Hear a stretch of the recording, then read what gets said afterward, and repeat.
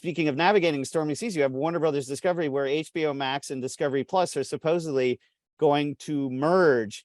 So talk to me about that from both the cartographic point of view, but also, does that matter? Does it mean anything by the time it happens? Will so many other things happen? And Jennifer, I want you to talk about that in a second. So, well, I mean, everything Paul said about finding an experience that you can, basically take the customer journey from free to paid and all the way back is really important. I think, I mean, I'm not sure that I understand the rationale now in combining the two. I did before, and then you look at what's happened since, and I'm not so sure I understand the rationale of bringing these two things together. I don't know that 1 + 1 = 4. I'm having a hard time seeing how it equals 2 today, especially because they lost, I think, $3 billion in market value since last week. staggering. Yeah. Yeah. So, but to go to something that Paul said, I don't think budgets are being slashed. Actually, I think the money's moving from scripted into other things. And the best advice, you can give someone who's in this business right now is get out of the hit business, stay out of the hit business, find things that make your consumers come every day. Sports, news, right, daily touch points that make your customers turn on your service at least 3 or 4 times a week, if not 2 or 3 times a day. That's what's going to be important. People who use services don't churn. People who don't use services do churn. Netflix's churn doubled in second quarter. It doubled. Now, it was really low to begin with, but it doubled. And it doubled in a quarter that they had Stranger Things.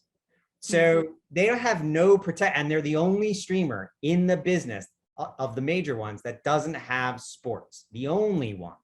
Yeah, stayed out of it on purpose. So in the end, you looking at Apple adding Major League Soccer, adding Major League Baseball. I think they're going to wind up with NFL Sunday Ticket.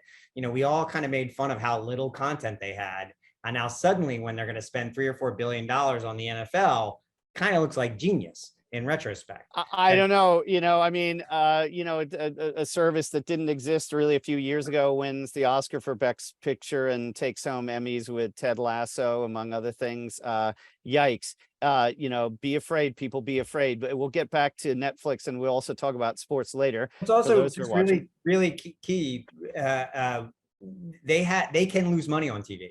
They'll gladly lose money on television to steal share from everybody else. Yeah, and there's another big company that begins with A called Amazon, which we'll talk about in a second, and they can lose a fair amount of money. So let's talk about Amazon with you, Jennifer. I'm sure you've got some data there. I mean, with respect to what's moving, people around in terms of the churn vis-a-vis the traditional, MVPDs.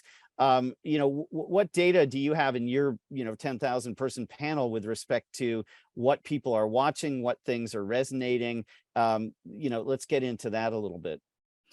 Yeah, so one thing I just love to maybe add on to the last discussion, and I'll jump over there too, is if it's so easy for us all to follow all these little individual moves and get down into the details. But I think big picture, one thing that we are starting to see is consumers struggling with the fact that they have 8 or 9 different services, right? How do you find what you want to watch when you want to watch it? In sports, it's a really big problem of where is this specific game on what service do I want to, watch? Where's the cheapest way for me to watch? Do I want to watch it without ads, with ads, right? It's this navigation problem, and people perhaps finding that the traditional pay TV model and the aggregation that came with it, right, that there was value in that. It wasn't being served in a way that was valued anymore. And so cord cutting has happened and it's not reversing, right?